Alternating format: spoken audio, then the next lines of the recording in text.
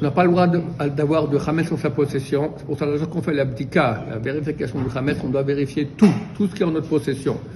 La voiture, le bureau, si quelqu'un il a une usine, il faut vérifier l'usine. Ici la yeshiva, on vérifie toutes les yeshivas, etc., etc. Maintenant, il y a une solution. Si quelqu'un il a plusieurs magasins, c'est un peu casse-pied d'aller le même soir faire la vérification dans tous les magasins ou tous les bureaux, etc. Alors il y a une solution. Toutes les parties qu'on vend aux non-juifs, donc il y a un moyen à Pessah de garder son Hametz en le vendant à un non-juif. Si on le vend à un non-juif, on le met dans un placard bien fermé comme il faut, on met dessus Hametz vendu au goy.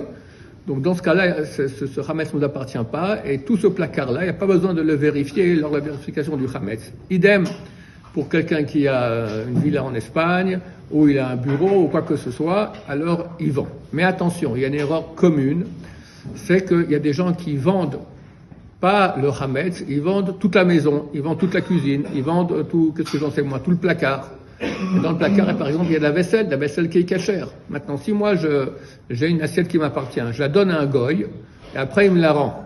D'accord? Je vous la trempe au mikvé avec bracha. Il n'y a rien qui s'est passé, ça a pris une seconde. Tac, je lui ai donné, tac, il m'a rendu. Vu que ça a appartenu au goy et ça revient maintenant dans la kedusha, il faut le tremper avec bracha. Donc quelqu'un qui vend toute sa cuisine, puisque j'en sais pas en vacances, il vend toute sa maison au goy, quand il revient, il doit tremper toute la vaisselle au mikvé avec bénédiction. C'est une erreur. Ce qu'on vend au goy, c'est uniquement le Hametz qu'il y a dans les plats, dans la cuisine. Tout le reste, on ne le vend pas.